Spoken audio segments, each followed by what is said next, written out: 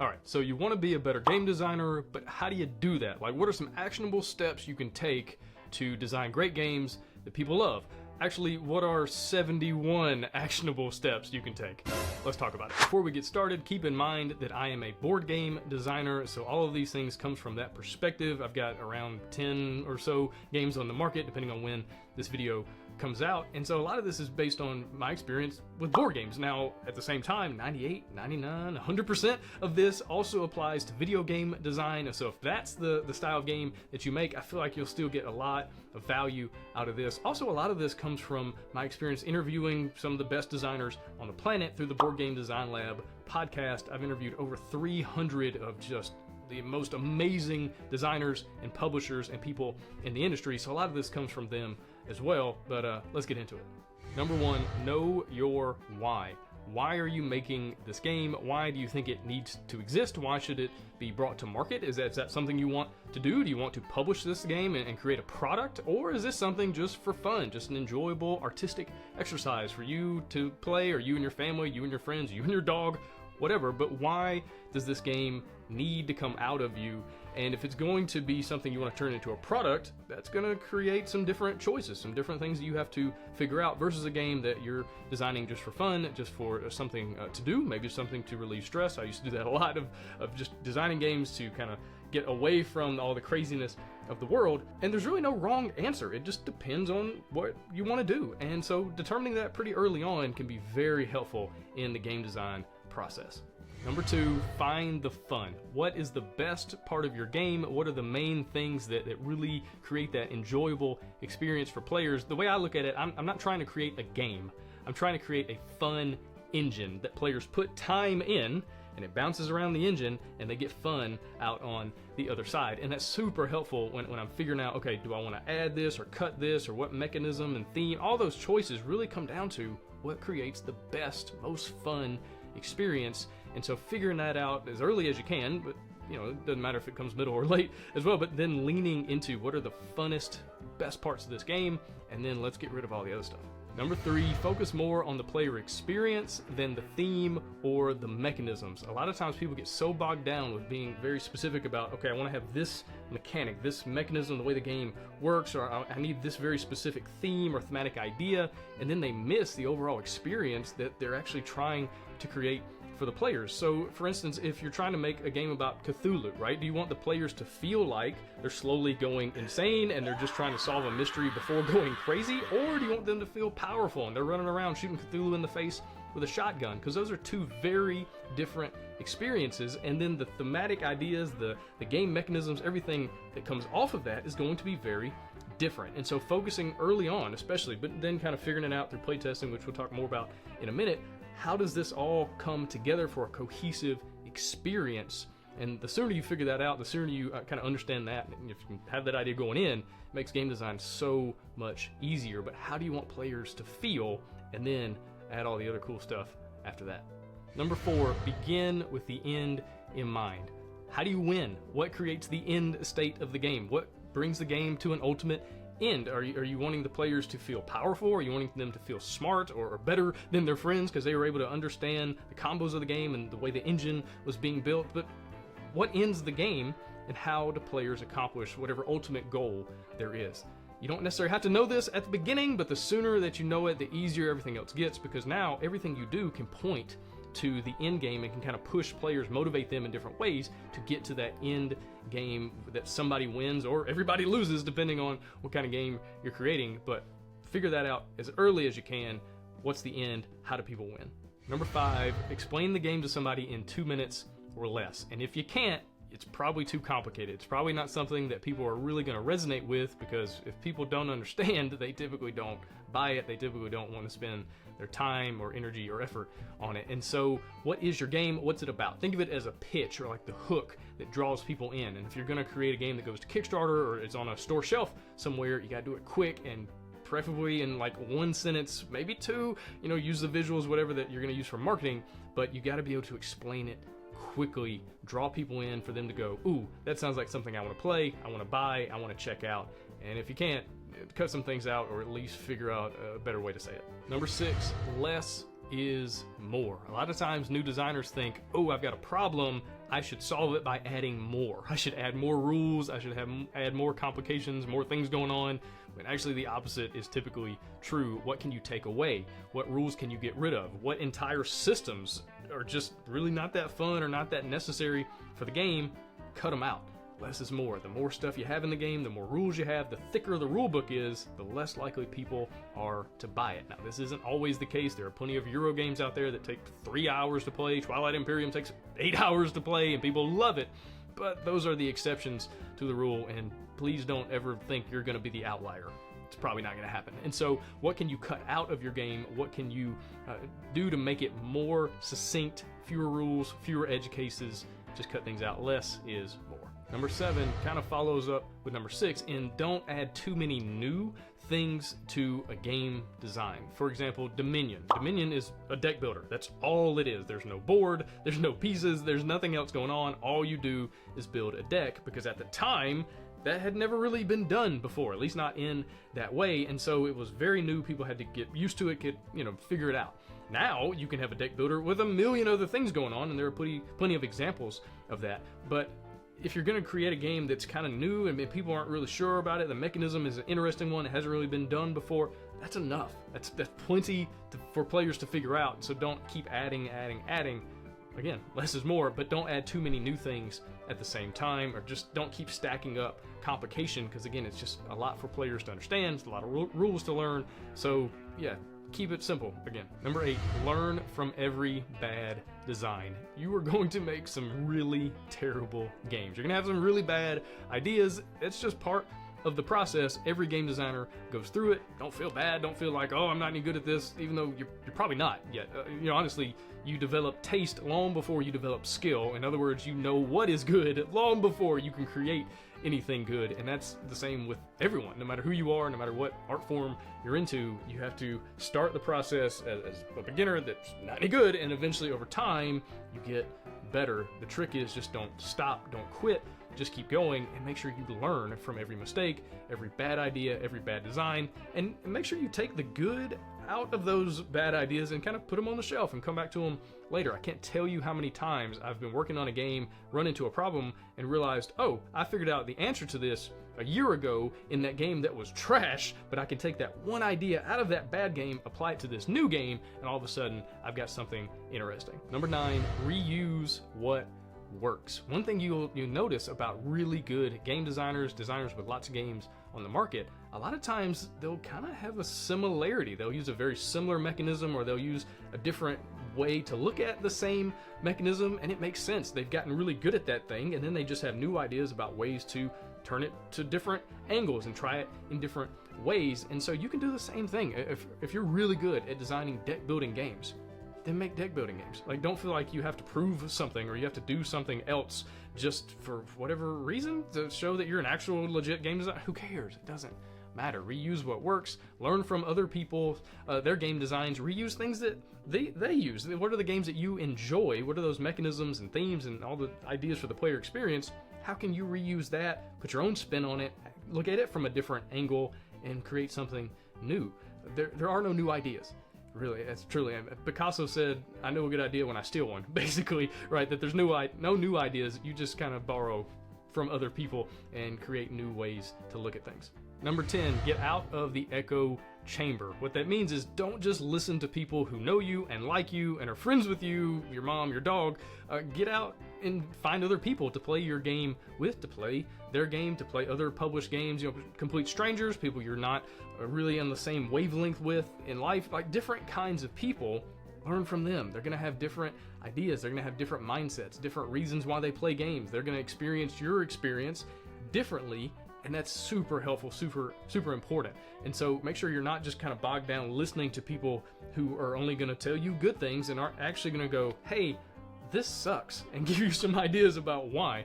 Find those people. Find people that will tell you the truth constructively in a loving way. Obviously not someone that's just going to be mean to you because they're insecure, but someone that actually cares enough to go, hey, I don't think this is very good. Let's maybe try something else. But it's super helpful to find those people and then just surround yourself with people that tell you the truth. Number 11, get involved with the game design community. Don't try to just do this on your own in isolation. There are some amazing online communities where you can find like-minded people who are also designing games, who can offer advice and give you ideas, and then you can help them as well. I know a lot of people are afraid that someone's going to steal their idea, that they're going to go make $1 million off of your hard work and all of your effort, but it doesn't really happen, especially in the board game space. People are pretty open and honest about things, and that's actually for the best. And just always remember the old saying, if you want to go fast, go alone. If you want to go far, go together, right? Find other people that can help you, that you can bring on board, that you can help them. Everybody wins when you're involved with a community. And let me recommend the Board Game Design Lab Facebook community. It's the best game design group on the internet. Tons and tons of people. It's encouraging. It's just an amazing group of folks that will help you design great games that people love. Number 12, go to game design conventions and meetups. There are a ton of conventions called Unpub, and there's Protospiel, and there's all sorts of local meetups. There's lots of places where you can get out of your house, take your game with you, sit down with other designers and other people that are there to play test designs that aren't done yet. Everybody knows that going in, so you can have some pretty good feedback. They're not expecting this to be a fully polished, fully ready to go published game. But you learn so many amazing things, not only by having people play test and check out your game, but by you being in the atmosphere, networking with people, and then playing and play testing their games. It's going to give you ideas. You're going to be able to help them, vice versa. Go find a convention, a meetup. If you don't have any in your area, start one. Get online, meetups, and different websites where you can create those things, get the word out, post online, go into forums and say, hey, this is where I live. Anybody want to get together? Let's get some lunch, let's get some coffee, let's play test each other's games, let's get better. Trust me, you'll become a much better game designer because of it. Number 13, don't get mad if you have an ugly baby. Everybody's got ugly babies when it comes to art. Some people have ugly babies when it comes to babies, but hopefully that's not you. But anyway, your game is going to have ugly parts. It's going to have things that don't belong, that need to be cut out. And when people let you know that, don't get mad about it. Say thank you. It's a wonderful thing to find out. It's like finding out, part of you has cancer, and then the surgeon's like, hey, you got cancer, we should cut it out. Hopefully you don't get mad at the surgeon in that moment. And if you do, there's probably some other issues going on. And so, again, kind of let go of the insecurity, let go of this as a child. This is not your child, okay? This is not your identity. This is something that you have created that you want other people to play and enjoy. And so part of that process of making it the best it can be is to hear criticism and to get feedback that's negative and to look at things and go, this is kind of bad, and either put it on the shelf, or is there a way to make it better, fix it, cut things out, maybe change some things around and make it the experience that you really and truly want it to be.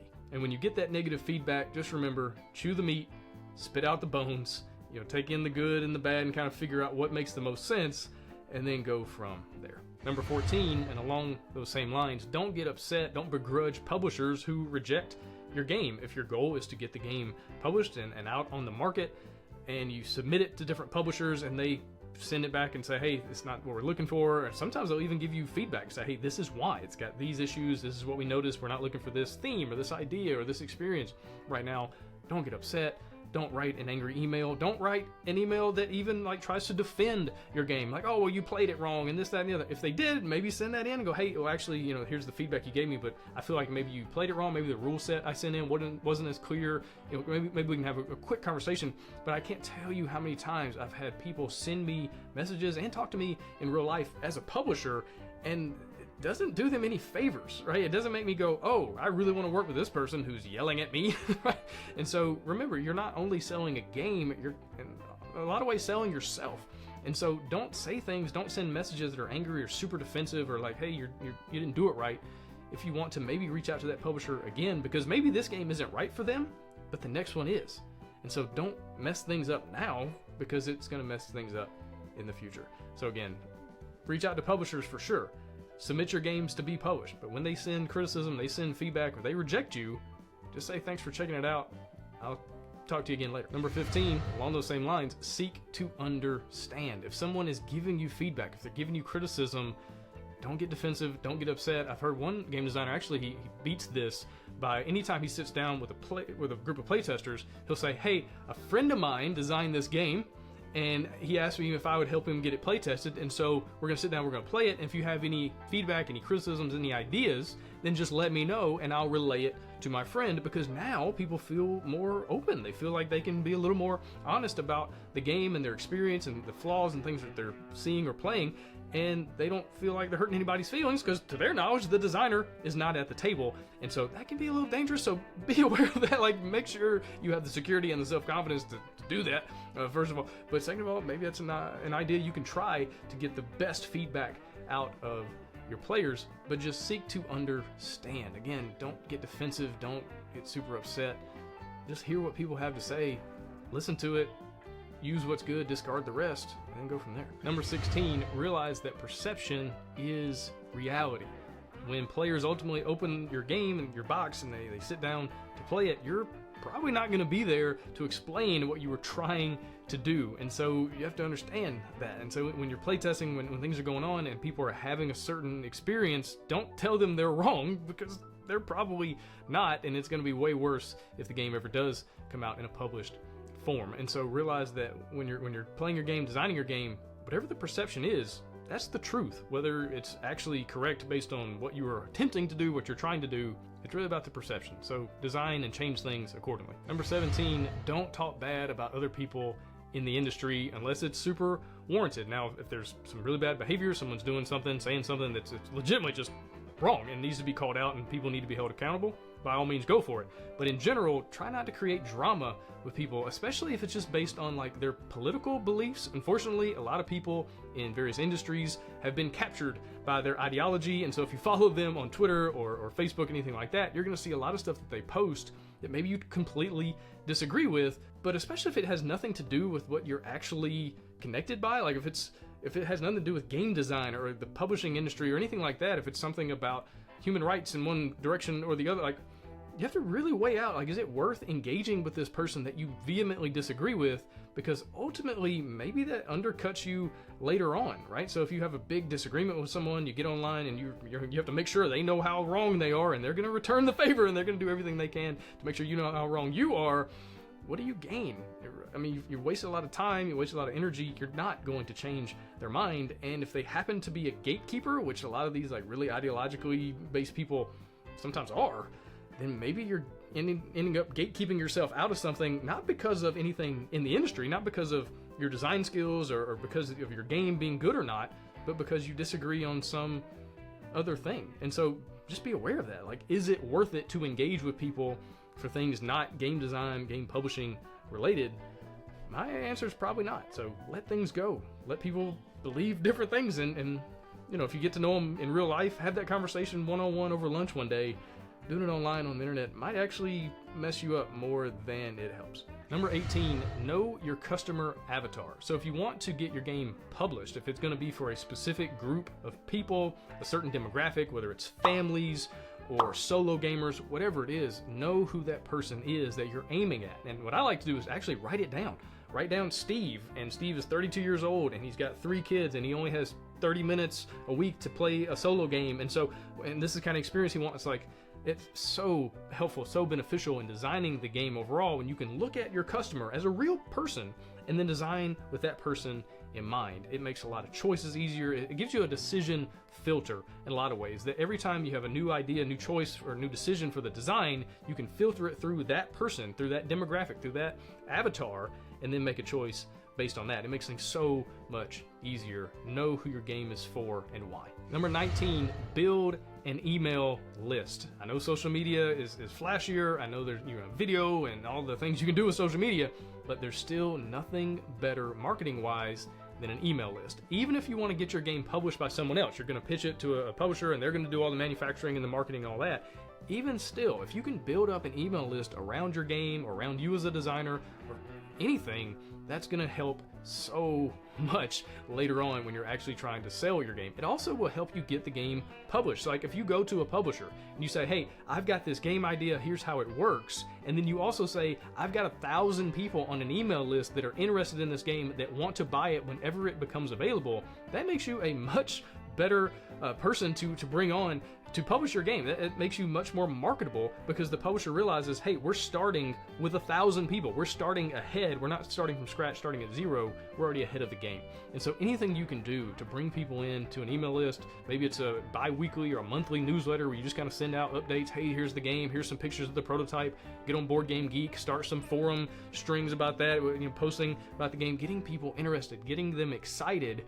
You can't go wrong, and that way when the game does come to market, when it goes to Kickstarter, when it becomes available, you've already got people that want to buy it. Whether you're doing it yourself or pitching it to a publisher, build an email list. Number 20 is a follow-up of that. Make sure you communicate regularly with the people interested in your game. Maybe you've got a Facebook group that you've built, or maybe it's a Board Game Geek forum, newsletter, whatever it is. Make sure you're sending out regular posts. Don't send out one and then wait 6 months and then give an update. Now, if you haven't done anything in 6 months, you kind of took a hiatus from the design, hey, it happens. But typically you want to work on things regularly and then update people regularly so it brings in more people. The hype goes up a little bit, but you have to manage the hype. You're not trying to be like, hey, this is the greatest game since Monopoly. You're not trying to do that. You're just trying to post progress, and that makes people feel involved. They feel like they're part of it. They got to see the behind the scenes inside look before everybody else. Kind of makes them feel good, feel better, more likely to back the game on Kickstarter. But anyway, communicate regularly, whether you're like in the Board Game Design Lab Facebook group and just saying, hey guys, here's some progress.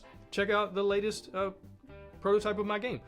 You'll have people comment and say, oh, that's really cool. But again, it gets interest. It also might help people see it and then offer some feedback or something like that. So anyway, be regular with your communication. Number 21, get better at public speaking. Now, you're probably not going to have to get up in front of thousands of people because of your game design, although if you do, it's pretty cool because it probably means you did something amazing that a lot of people want to hear about. But in general, the skill set of public speaking is not ever going to do you wrong, especially when it comes to sitting down, maybe at a convention, you're meeting with a publisher, you're giving them a pitch for your game. You got to be able to sit there and talk and carry on that conversation, carry on that pitch in a way that makes them go, hey, this person's a pro.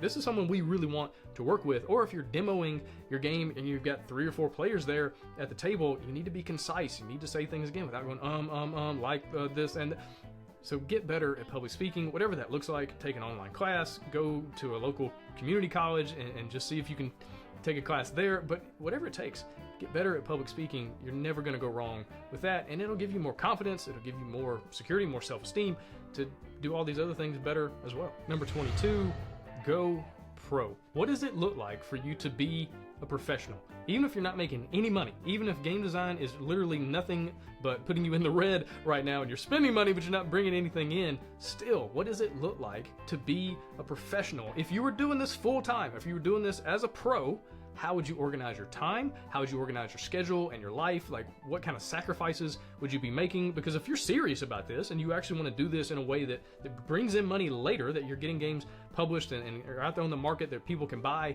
as products, go ahead and start acting like that. Like, what would a professional do? How would they act? Do that now. And the more you do it, the more you'll become it.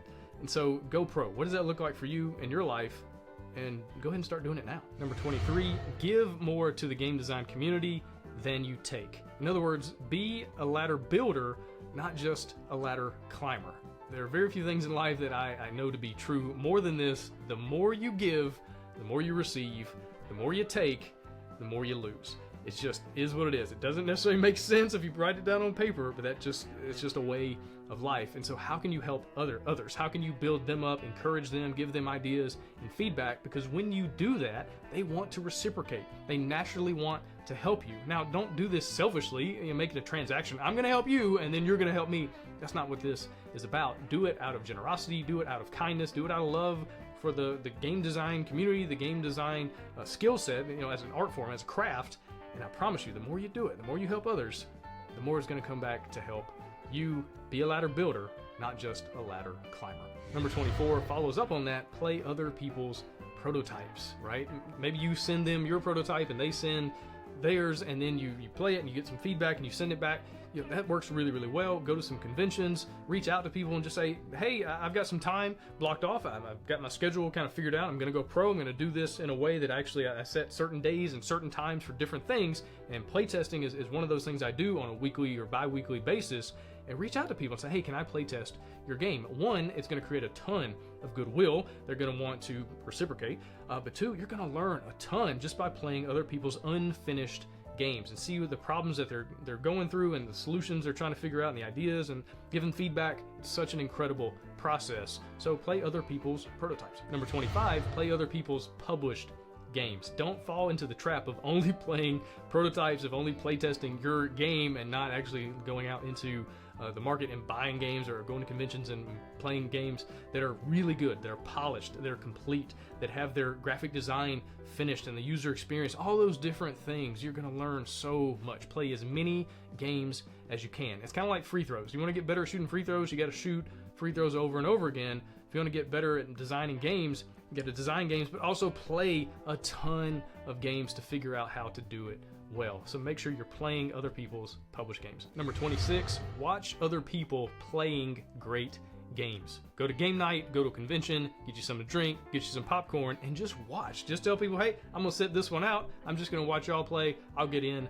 on the next one, and then watch the experience. Don't just watch the game and see who's gonna win or lose, but watch them as they play. Watch the people who it's not their turn. What are they doing during downtime? What are they doing while other people are figuring out their turns? What are the things that are going on, the dynamics? What's the overall experience? Take some notes, figure it out, and go, okay, this is the game. Here's the kind of experience it's going for. Here's what I'm noticing in the players as they play it, and then how can I apply that to my own game design in the games that I'm trying to create. You'll learn a lot, I promise. It's like watching film with a sport. You know, you just learn a lot. You see all the little details that you normally miss if you're only watching the game to see who scores and see who wins or loses. Watch people playing the game, what's going on, take notes. Number 27, read what designers have to say. There are so many amazing blogs and so many things on Board Game Geek where you can get behind the scenes and you can read a designer's thought process, their design journals, the kind of, you know, talking about along the way, along their journey of going from nothing, from scratch, all the way to finished, published game. Learn from it. It's such a rare thing. Most industries don't do this. They don't say, hey, here's the idea and here's how I changed it and here's what did work and here's what didn't work and here's all the ways that I came up with solutions and ideas and all. Take advantage of that. There are so many amazing places. Cardboard Edison is a great place. It's just a resource for, you know, as blogs and different things come out, you can go there, you know, once every few days and see is there anything new, or once a week, and go, okay, what are the new blogs, what are the new discussions and conversations being had around game design? Read those things, learn from it. Again, if you want to be really good at this, don't try to do it on your own. Don't just try to figure everything out for yourself. Take some time, put in the effort, learn from other people's experience through reading what they have to say. There's also a ton of amazing books on the market as well. Read everything you can. Get as good as you possibly can. The more you can learn from other people and their failures, the better you'll be. I mean, failure is the best teacher by far, but it doesn't have to be your failure only that you learn from other people's experiences as well. Number 28, along the same lines, listen to what designers have to say. There are so many amazing podcasts on the internet where you can just listen to conversations and interviews from game designers and publishers and people in marketing and accounting and all the different aspects of gaming and game design. Listen to those podcasts. The Board Game Design Lab podcast. It's got over 300 episodes where I covered as many topics as I could possibly come up with. I talked to some of the best minds, the best designers in the industry. Go listen to as much as you can. Go and find the topics that you're interested in. Find the topics that are about games that you're working on or things you've never even thought about. Listen to what people have to say. I promise you'll get some amazing ideas. You'll come up with ways to overcome the obstacles that you're facing, to fix the broken problems, the broken things in your game. Just sit down, listen. Again, maybe you're cutting the grass and listening. Maybe you're doing some kind of mundane task, or maybe it's your morning ritual. But whatever, figure out times that you can listen to what people have to say. You'll get a lot from it. Number 29, listen to gamers' problems with published games. That's why it's so valuable to be part of various Facebook communities or Board Game Geek forums, different things where people are complaining. And sometimes it gets a little petty and it gets a little too negative and you're just like, oh my gosh, get over it.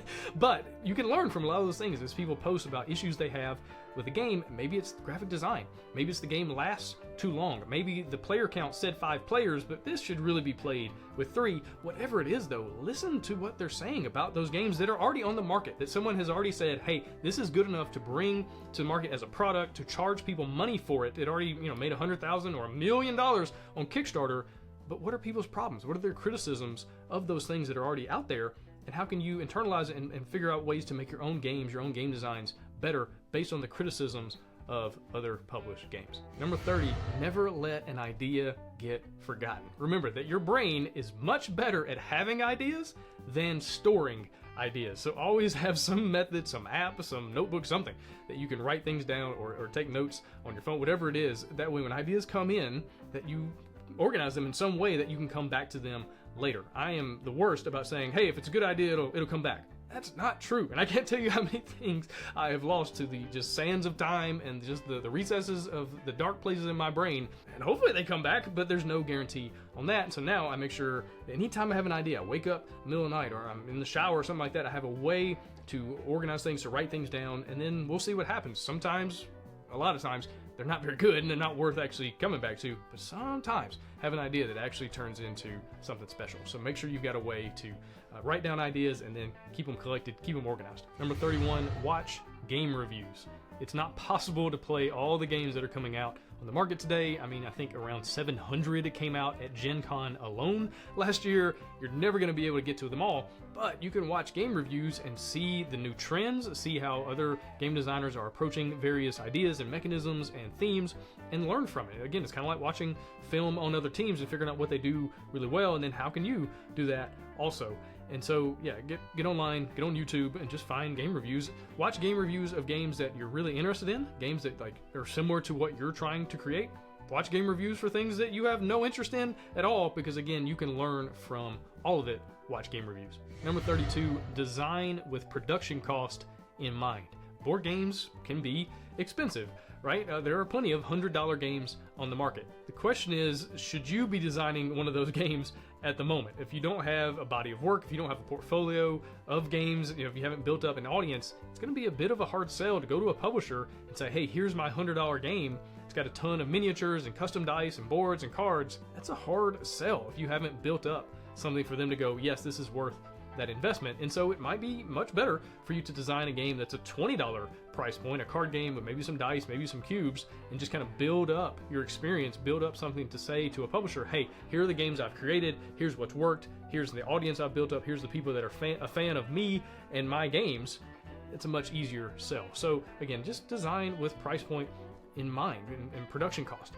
Also, if you're designing, even if you are a well-known designer, a $200 game is a very hard sell. Even in the deluxeified Kickstarter world, it's a lot of money for people to pay. And so just be aware of that. How many miniatures do you really need? How many custom dice? How many custom components in general? Can you get away with just using generic regular D6s or something like that? Or do you really have to have that custom piece? Is it something that really makes the game better? Or could you do something easier and cheaper? So anyway, design with the production cost in mind. Number 33, don't think too much about the production cost. Don't get so caught up in, okay, well, this many cards is going to be this much, and dice are this many pennies, and this many cubes is this many, it's 15 cents and versus 17 cents. It can get really easy to get bogged down in worrying too much about it. So again, just kind of go into with a general idea of, okay, this is a $30 game. It's a family style game. It takes 40 minutes to play. It's for, kids and their parents to play. They're probably not going to spend $75, right? So I need to really think through the production cost, but don't overthink it. Don't get bogged down, because a lot of times it just becomes procrastination as opposed to actually doing something that matters. So don't overthink production cost. Number 34, meet people. Get out there and network, whether it's at conventions or just online in different communities or through forums and things like that. Become someone that people know, right? And you don't have to be in there every moment of every day, comment on everything, but just be around. Be someone that shows up and offers feedback, someone who, comments and provides encouragement, provides ideas, someone who posts and asks for feedback, right? Be someone that others know as someone that is enjoyable to talk to. It's really just that simple, because when you sit down to pitch a game to a publisher, if you're someone they've already interacted with or someone that they've just kind of seen that you're, someone in the community in some way, it can be pretty helpful. It's a lot of times who you know and who knows you. It's just the way of the world. Number 35, along the same networking idea, go to conventions, meet people, build fans, build an audience for your games. Even if you're just in the open play area and you've got a little thing set up and you can play test your game, or if you're going to the play testing rooms, a lot of times conventions will have specific areas to sign up and bring your prototypes to, and people come in. It's a great place to meet designers, great place to meet publishers and gamers in general. But go to conventions, have fun, see other products that are coming out, see how they're marketed, see how they're sold. Just go enjoy, buy some games, have fun. Again, this is a fun industry to be a part of. Go out there and enjoy it to the fullest. Number 36, learn how to demo a game. Go to conventions and watch how really good designers and publishers demo their games. Take some notes, right? What are the things that they really focus on? What are the things that they make sure to put at the beginning of, teaching how to play the game, the middle, the end? What are some things that they leave out for various reasons and then maybe bring up as the game gets going? You don't necessarily have to teach every single rule before a game starts. Sometimes you do, but not always, right? And so what are they doing? And then how can you grow and become better at demoing your own games and get some experience? Try to demo published games that you really enjoy, right? Go and have fun teaching other people how to play them. Grow in that, because when you sit down with the publisher to pitch your game and you have to kind of demo it to them, teach them the rules, teach them and show them what makes it fun, what makes it worth publishing, this is a wonderful skill set to have, because the better their experience is going into the game, like before it starts, the better experience they're going to have as they actually play it, and makes you more likely to get your game published. So learn how to demo a game, do it over and over again, get good at it. Number 37, also at conventions, volunteer to work in publishers' booths. This is a great way to network and get to know people in the industry, to help them out as you work the booth and you're helping out with selling games or demoing games or whatever else, the setup, the takedown. I can't tell you how many times publishers are in the last minute right before a convention starts like, hey, I need somebody else to come help because somebody got sick or they had to drop out. And it's a great way to just kind of be involved in the industry, build relationships that maybe turn into things down the road where they say, hey, don't you have a game? You're a game designer, aren't you working on something? Send me a sell sheet, send me a prototype, and maybe that turns into actually publishing your game. But also typically you get a free badge for the convention, and you have to work a certain number of hours, and then you get to just experience the convention as much as you want after that. A lot of times they'll pay for a plane ticket and travel and food, so it's kind of a good deal overall. And again, it just kind of immerses you more and more into the industry, builds your relationships, builds your network. It's a good thing to do, working publishers' booths at conventions. Number 38, take one bite at a time. I realize this is a list of 71 things you can do to grow and get better as a game designer, but don't let it overwhelm you. Don't let game design in general be overwhelming, because I know it can be. A lot of times there's so much going on, there's so much to think about, there's so many different angles you have to be aware of.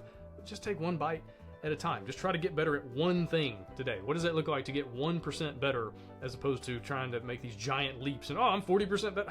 Just get 1% better today. Work on one thing. Eventually you'll grow your skill set. Your skill set will get bigger and better, and you'll be able to work on multiple things. You can kind of keep a lot more on your mind at the same time, but especially early on, what's one thing I can do today? And a lot of times also it turns into procrastination. It turns into just being kind of overwhelmed. It's a daunting experience to design a game, especially a big game, a meaty game with a lot going on.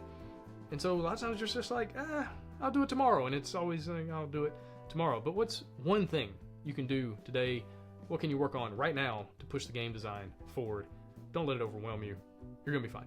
Number 39, borrow from other games. There are no new ideas, right? Very, very rarely does something come along that's just like brand new. Wow, this never existed before. And even then, it's usually just a different way of doing something that was already established. Realize that we are all standing on the shoulders of giants, and so it's okay to borrow from other games and other ideas. And you want to give it your own spin. You don't want to just like take their idea and put a new theme on it. That's meh. Don't do that. But like, take their idea and then what can you say about it? How can you add a different idea to it? How can you turn it on its head? How can you look at it from the opposite angle and then go from there? But don't feel like you're stealing. You're just borrowing. And the good news is that person that you're borrowing from borrowed from a lot of other people as well. It's just part of it. So borrow from other games. It's already established. You already know it works. It's already on the market. It sells. How can you do it in a cool way or a different way, or just something that's more interesting? Number 40 is focus, which stands for follow one course until successful. A lot of times as designers, we have shiny object syndrome, that we're constantly looking at the new shiny idea and we have a million things going on and we never finish any of them, because anytime it gets to a point where something is not as enjoyable, you're not getting the same dopamine hit or something like that, it's like, I'll move on to the next thing. And then before you know it, you've just got a graveyard of ideas and nothing really to actually show for it. And there's nothing necessarily wrong with that. If you want to design games just for fun, just to relieve stress, just as an interesting hobby, by all means, do whatever you want. That's fine. But if you want to bring games to market, if you actually want to be a pro game designer that has games published, then you need to focus. You need to figure out, okay, what can I do today to move this one project forward, and then do that over and over again until it's done. It's just a better way to do it, to avoid shiny object syndrome and constantly jumping from one thing to the next. Focus. Number 41, or don't focus. It really comes down to your own personal style, your own personal skill set. Personally, what I do is I usually have 2 to 3, sometimes 4, usually around 3 games that I'm working on at the same time, and I'm kind of bouncing around. I've got an idea for this one, let's work on that. I just finished the prototype for this one, let's play test it. And I just kind of bounce back and forth as I have ideas, as I get some energy about one, get a little juice flowing about one, I'll work on it for a little bit, bounce to the next. Until it gets to a place where it's like almost done. It's like 70, 75% done. Then I get laser focused. Let's finish this one. Let's see what it looks like to bring it to market. And then I'll come back to these other ones when I have time, or when, you know, when there's something going on that I just need to take a break. But I get laser focused once a game is like ready to go across the finish line. And that's what works for me. You'll figure out what works for you. You'll come up with your own system, your own schedule, and then just kind of lean into that. Find out what's best for you and how you operate that actually gets games finished, that actually gets, you know, things to completion, but then just do that. Maybe it's laser focusing only one thing at a time. Maybe it's 3 things. Probably not 10 things. I think there is a certain maximum that 90% of people have. It's like, okay, if I go beyond this, I'm never getting anything done. But you might be able to work on multiple at the same time and get them all across the finish line. It's just whatever works best for you. But the main thing is, you got to figure out what works best for you, and that takes time. But then when you're there, when you figure it out, lean into it, do that over and over and over again. Number 42, know when to walk away. Know when to put the game on a shelf, and also know when to just put it in the trash and not come back to it at all. Maybe bring up some ideas that worked and bring those back later, but maybe the game just doesn't need to exist. Maybe it doesn't have a place in the market, or at least not right now. Or something I ran into a lot early on in my game design journey is I would run into a problem that I just didn't have the skill set yet to overcome. I just didn't have the ability to figure it out, to fix it. And so I would put things on the shelf, and then years later I've come back to designs and go, okay, this was a cool idea, and now I've learned, I've grown, I actually understand how to solve the problems I was running into, and then it actually becomes a game that it becomes a product and gets on the market. And so it can be hard to know when. That's why also it's really good to have other people around you that will tell you the truth and go, you know, this is just not that fun.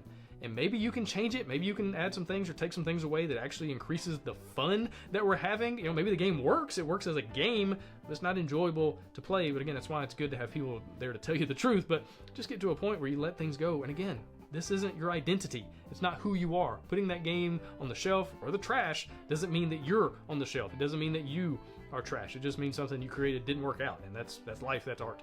So know when to walk away, know when to leave things alone. Number 43, kill your darlings. That's something that it's very popular to say in writing when you have to cut out conversations or paragraphs or entire chapters. Even though you love them, even though it's great, it doesn't actually move the story along, or it doesn't actually create any interesting tension or any character development. It's just there because you like it as the author. Same thing in game design. So many games have mechanisms and have systems and things like that just don't need to be there. They don't actually make the game more fun. Sometimes they actually make the game less fun, which you definitely want to cut those out, but there's a lot of things in game design that are just there, and they work, they're fine, it's part of the game, it's a certain phase of play, it's a certain number of rounds, whatever it is, but does it really need to be there, or is it only there because you put a lot of time, effort, maybe money into it, and now you're feeling like, oh, I don't want to cut that because, gosh, I put so much into it. But if it makes the game better, get rid of it, right? Again, this is not who you are, this is something you're making, and if you really want to create something great, it's okay to let things go. Even if you put a lot of time and effort and energy or money into it, if it makes the product, makes the game better and more fun, kill those things that take away from that. Number 44, just ship the thing. And what that means is, you gotta get to a place where you're done. The game design itself technically can never be done. There's always something to tweak. There's always another number to change, another card to add or take away, or another way you can mess with the dice system and make it 12% instead of 11%. You can do that endlessly, but you got to get to a point where you're done. And it's okay to be done, and yeah, there might still be some things that need to be worked on, whatever, but finish. You got to finish things. I've talked to so many amazing designers, and I ask them, how do you know when the game is done? And quite a few have told me when the game is at the manufacturer, like when the deadline hits and the publisher says, hey, we need it by this date to get this thing out in time for Christmas or in time for Gen Con, whatever. And that's how you know when it's done, is when you don't have a choice, right? So maybe that's something you need to do, is set a deadline and go, okay, I get to this day, I'm done. Now, obviously, if something pops up, you're like, oh shoot, that's broken, and we really need to fix that, or change the rules, or add or take away. There's always context involved, but you got to get to a point where you're like, hey, done enough is done enough. Good enough is good enough, and put it out the door. Again, another reason to have other people around you to go, hey, this is good, it's done, this is fun, this is the game you're trying to make, this is the experience you're going for. Stop worrying about 11% versus 12% on the dice ratios.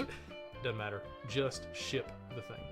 Number 45, niche down. A game for everyone is really a game for no one. And so you really want to figure out, who is this game for, and how do I laser focus on that with the way it's played, the mechanisms, the theme, the experience, all that kind of stuff.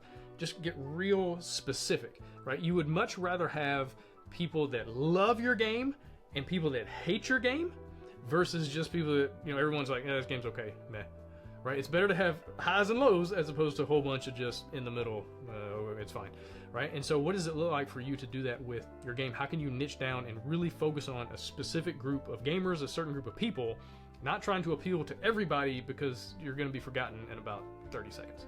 Number 46, don't worry about the art.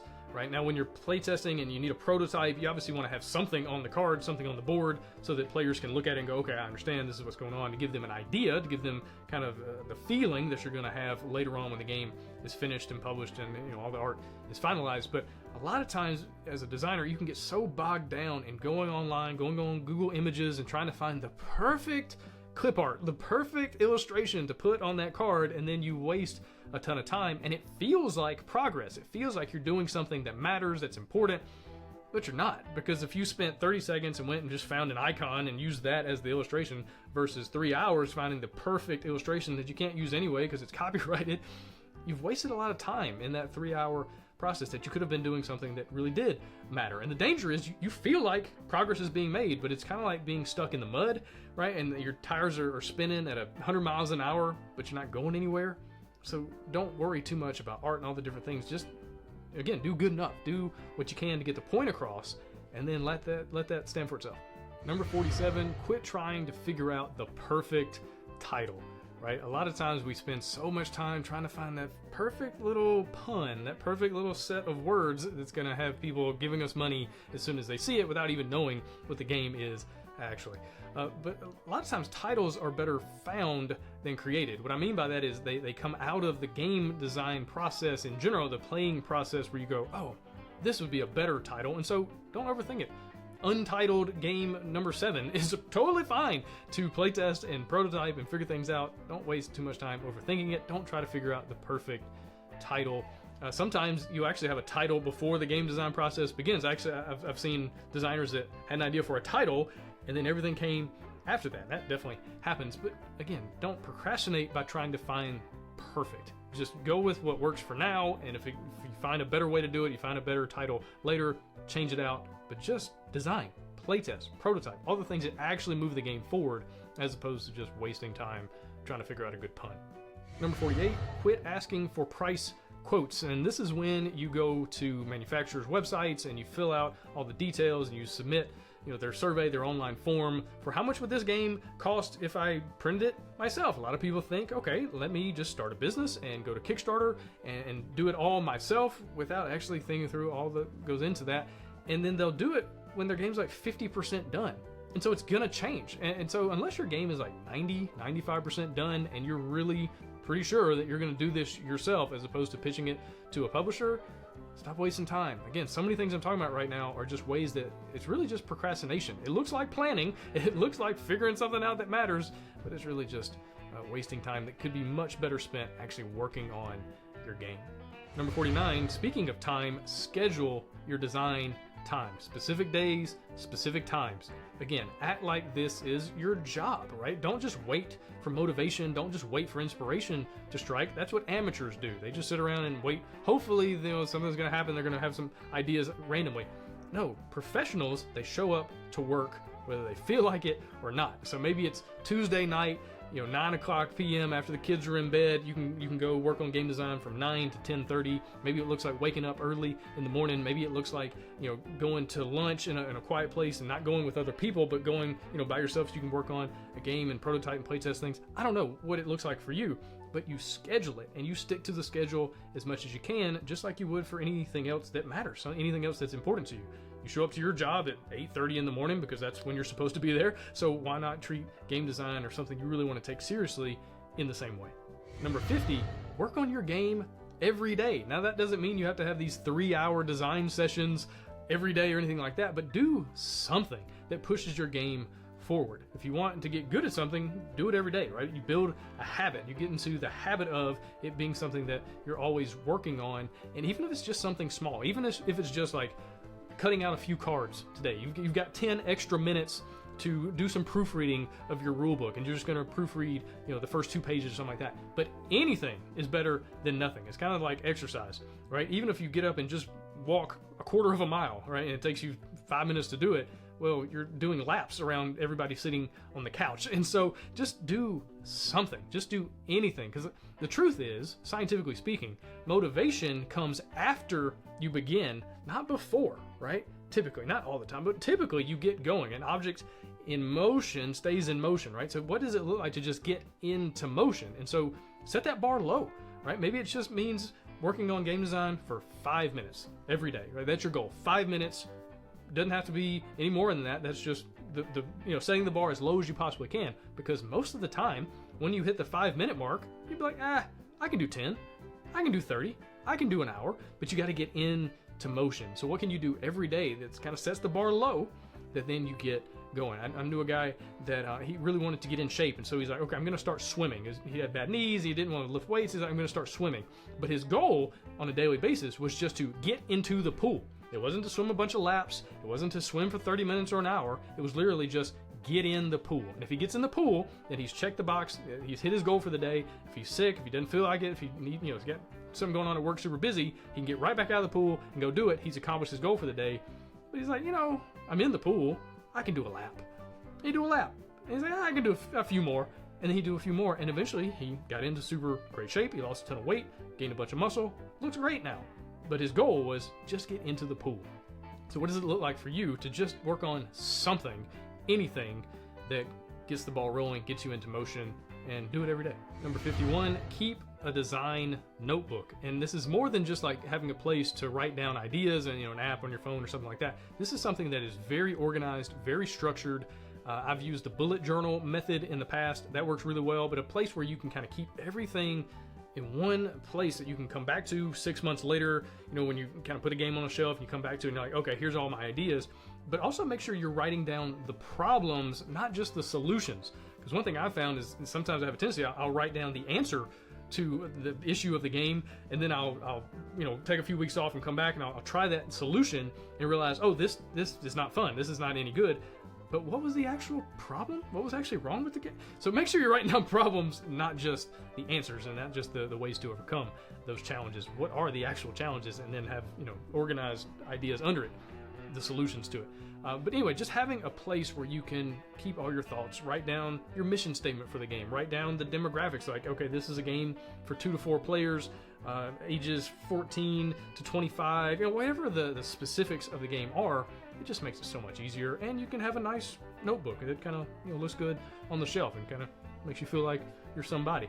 Anyway, have a design notebook. Number 52, fix one thing at a time. A lot of times early on in the design, your game has a lot of problems, and the issue is you try to fix them all at once, and then you play the next version of the game and it still has some issues, but you're not actually sure which of the solutions made it better and which of them made it worse. And so think scientifically, right? When you're doing a scientific experiment, you don't want to have a whole bunch of different things going on, because then you don't actually know what's creating the changes, right? And so if you have multiple problems, just fix one, right? Try to fix one. And okay, we're going to change from dice to cards in this one next play test and see what that does. Okay, that did this. All right, in this next play test, we're going to change this other thing. Okay, that did this. And then but anyway, just do one thing at a time. That way you can much more easily pinpoint what's actually wrong and what's actually going to fix the issues, as opposed to shotgun blasting a whole bunch of ideas and going, yeah, but which one of these is actually making the game more fun? Fix one thing at a time. Number 53, learn how to make an awesome sell sheet. If you want to get your game published, you're probably going to need a sell sheet. Most publishers will ask for a sell sheet. Now, all that is a one-page document, typically a PDF that you're emailing, that gives the overview of your game, right? And it's not just big walls of text. It's a handful of sentences, overview, player count, components list, but then it's also a lot of pictures showing the game in action, and let the publisher kind of see it on the table and go, oh, okay, I understand, I get it, I see what's going on here. And it's really, its main job is to get you a follow-up email, to get you a pitch meeting, or get you a meeting at a convention or something like that. But it's just a sheet that looks good, right? It's worth the money to hire a graphic designer if you're not any good at this stuff. And like, I'm no good, so I will go find graphic designers and pay them $50, $100, whatever it is for their time, and get them to create a compelling, good looking sell sheet that then I send out. It makes me look more professional, makes me look a lot more like I know what I am doing, and so that hopefully leads to the publisher thinking the same thing and wanting to actually take a look at my game. Number 54, sell yourself. It's not just your game, it's not just the design that you're pitching, you're also pitching you. Because I can speak from personal experience, as a publisher, I've met lots of people that, even if they had a great game, I don't know that I would want to work with them for the long, it takes a year or 2 years for a game to come to market. I'm going to invest 2 years of meetings and conversations and emails back and forth with somebody that, maybe we just aren't in good rhythm. We're not, lined up value-wise, or lined up for all sorts of reasons. It's like, no thanks. So remember, you're selling yourself as much as you're selling a game design. Are you the kind of person that takes feedback well, takes criticism well, that is easy to work with? Do you respond to emails timely, or just do I wait 2 weeks to hear back from you? Because if I wait 2 weeks, I'm probably not going to want to work with you, even if it's like the next ticket to ride. It's like, it might not be worth it for my own mental health to deal with that. And so just remember, as you're selling your game, you're also selling yourself. Number 55, don't expect anyone else to care about your game. Remember, this is your baby. This is the thing you've put a bunch of time and effort, energy, and maybe money into, but not anybody else. Like, no one else has to care.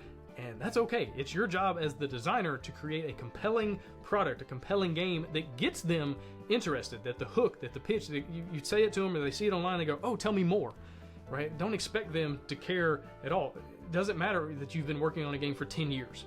Who cares? I don't care if you've been working on it for 10 minutes. Is it fun?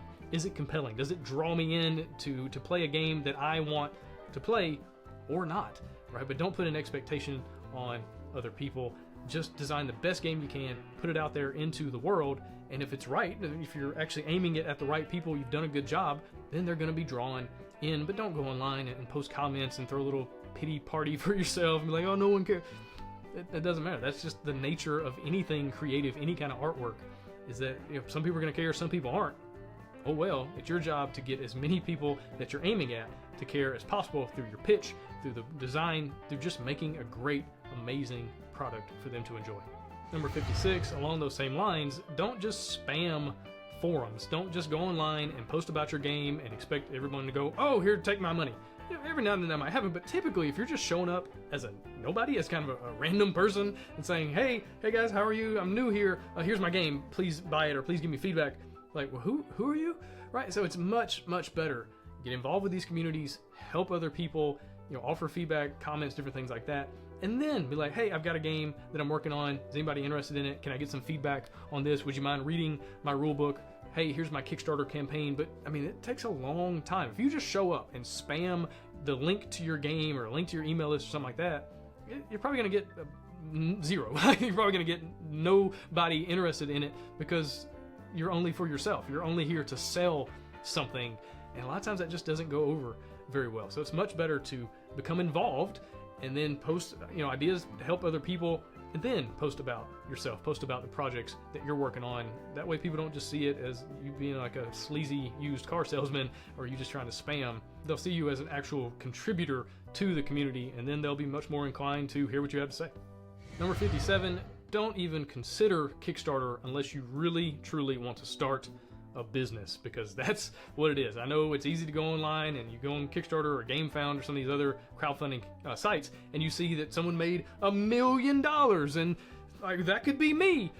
Probably not. Again, don't bank on being the outlier is probably not going to happen. So kind of manage your expectations going in, but just understand it's starting a business, and there's tax stuff to figure out, and there's all sorts of things to do as far as you're starting an LLC and understanding all the marketing and doing all the project management and hiring the artists and the graphic designers and figuring out the shipping and the logistics, the freight, the manufacturing. There's a million things to be aware of, and the truth is most Kickstarters don't actually make money. So just because they have $1 million that come in through the crowdfunding campaign, it doesn't mean they made $1 million. A lot of campaigns, even if they make a ton of money, don't actually make anything. A lot of people go into the red. They sometimes go bankrupt even after a very, what looks like, successful campaign. So understand, it's a business, it's starting a business, it's doing all the things that go along with business.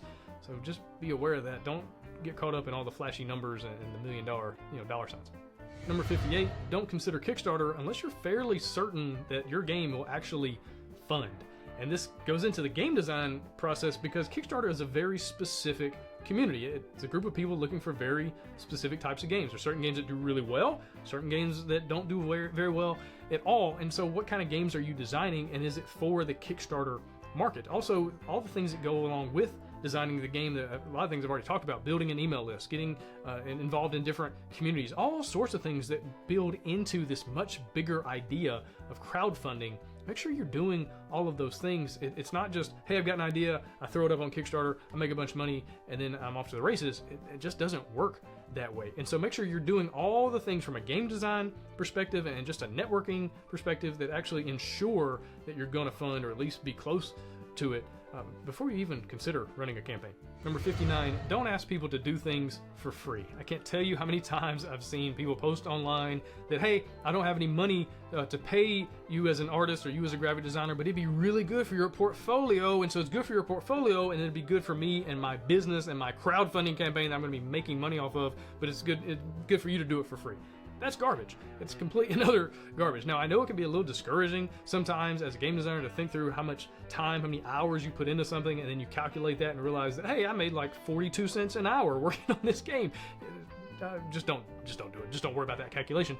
But don't ask people to do things for free. Now, maybe you want to trade a service, you want to trade something. Hey, will somebody proofread my rulebook and then I'll proofread yours? You kind of have that as something. But if it's something that's going to help you make money, then you should be paying people for that service, right? And just realize that you get what you pay for typically, which leads right into number 60. Don't be a cheapskate. Just like you shouldn't be trying to get things done for free and assuming that other people are going to want to help them in some way.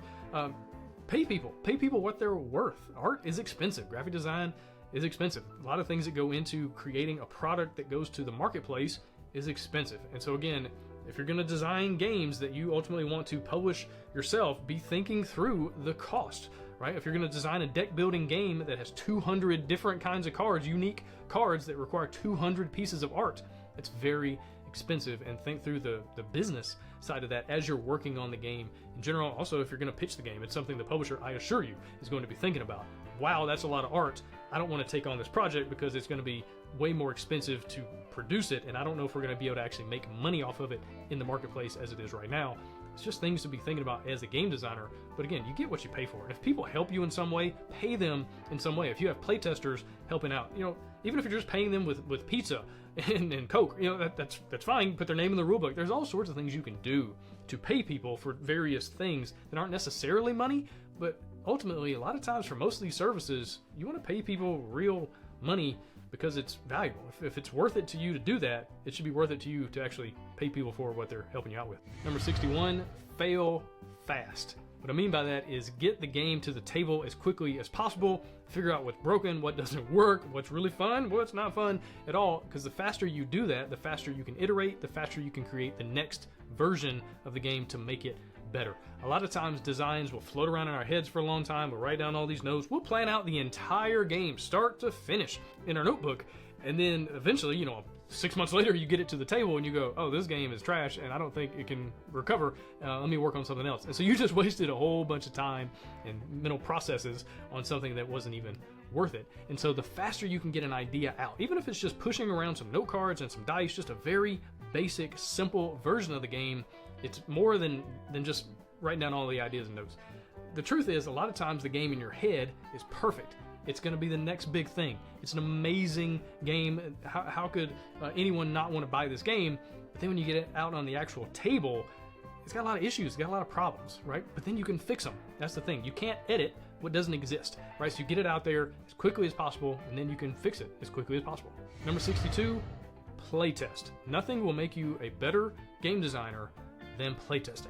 Playtesting your game over and over and over again in all sorts of different ways and from all sorts of different angles. Just playtest, playtest, playtest. You will learn so much more from doing this, but it's an action, right? It's an active thing, and it's not just playing your game. That's another thing that a lot of times new designers don't understand. You're not just sitting down to play the game.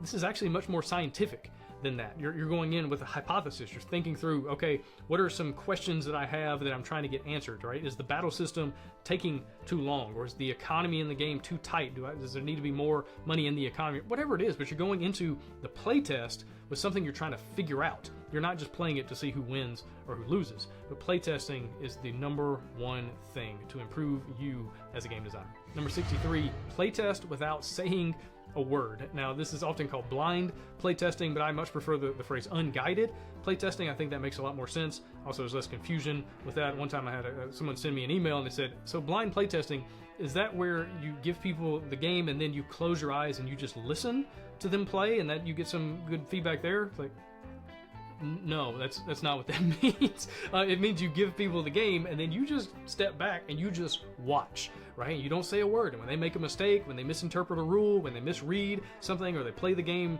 poorly or wrongly, you just take notes and you don't say a word about it, right? So playtesting and just kind of let it go, start to finish, right? Hand them the box, let them teach themselves the rules and things like that. And that's another thing I really just love to do is playtesting only the rule book. You hand someone the rule book, they've never seen it before, never read it, don't know anything about the game, and then they teach me how to play, and I don't say a word. When they read something or whatever, I'm just taking notes the whole time. And I do that with people who are really experienced gamers, and I do that with people who know how to play Uno and Connect 4, right? And I just kind of see the stumbling blocks and the issues, and maybe they get something out of line. They went from number 1 down to number 4 because I didn't number things in a way that was visually that made sense. The graphic design maybe is a little bit off or something like that, but you learn so much by playtesting and just watching. Number 64, playtest early and often.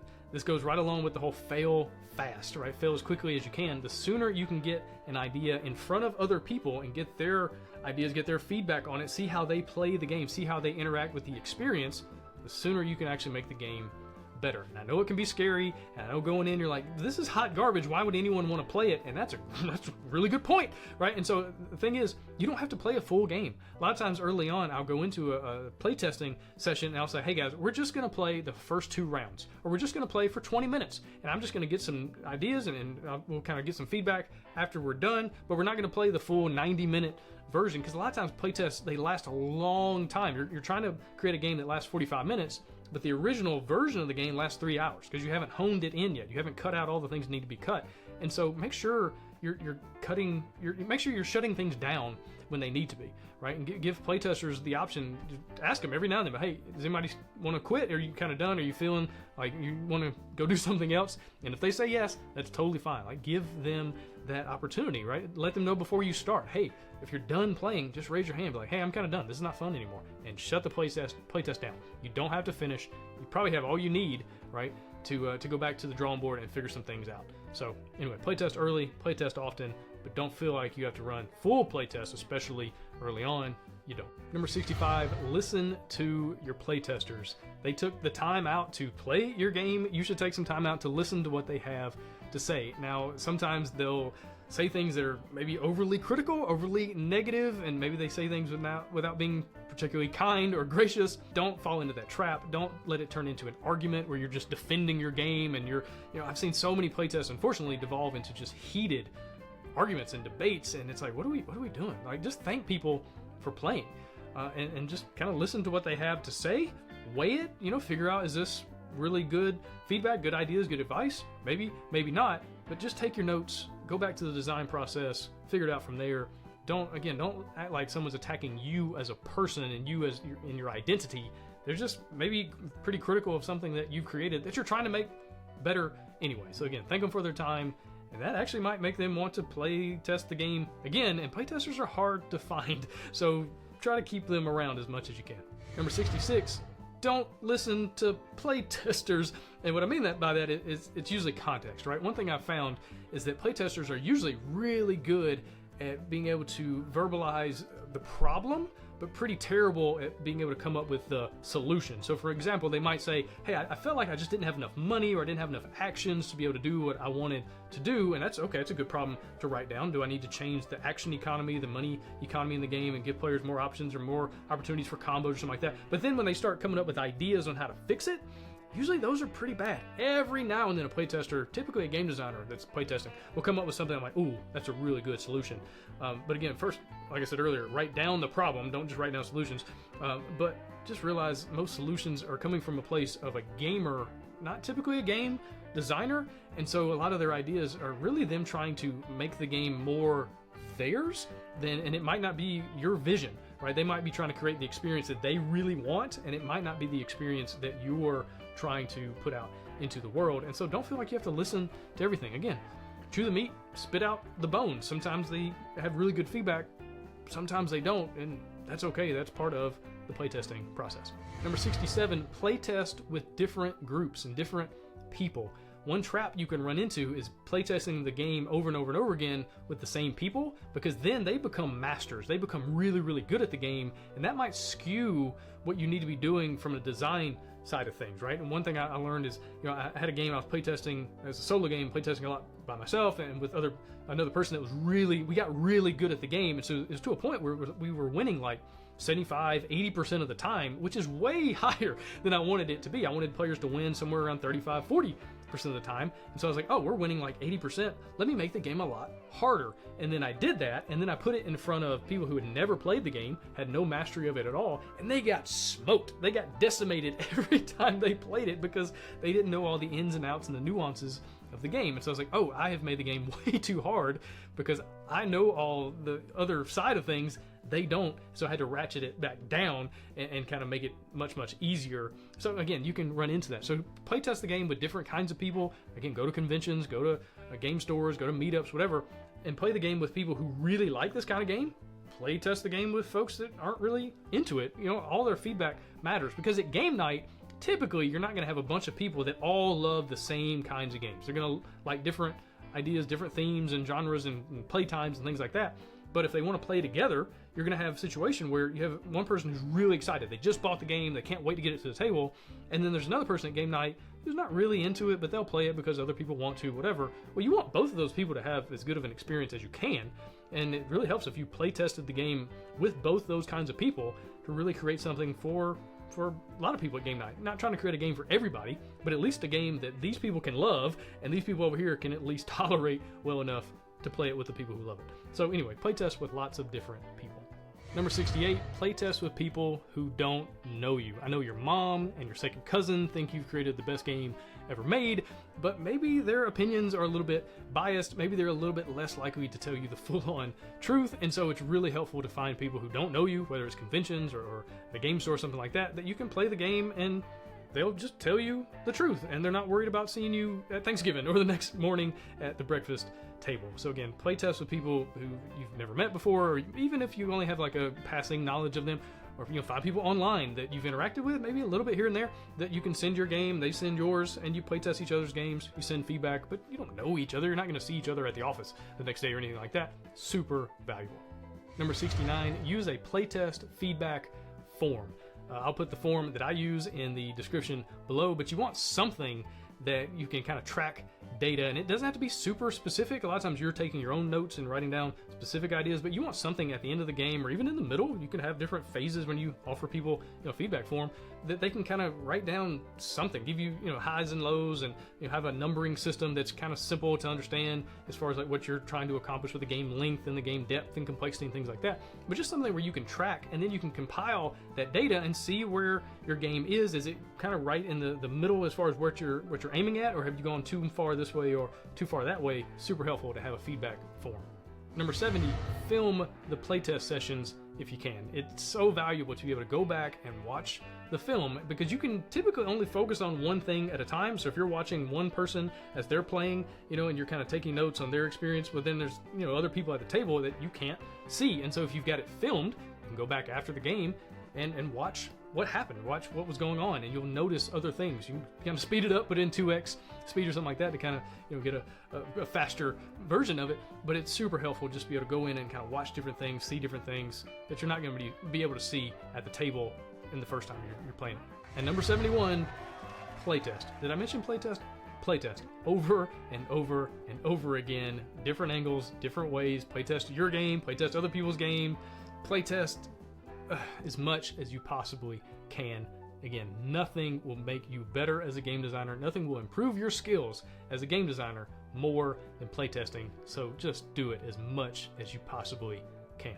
All right, that is my list of 71 ways you can become a better game designer, but I'm sure I've missed one or two or 1,000 other ones. And so in the comments below, let me know your best advice. What are some things that I left out? What are some ways that game designers can get better at the art, at the craft of game design, that we can all grow and, you know, create great games that people love? Because I think ultimately that's what we're all trying to accomplish, just to create things that are fun, that people enjoy spending time with. Again, thanks for checking out the videos. Thanks for stopping by, and I look forward to seeing you again real soon.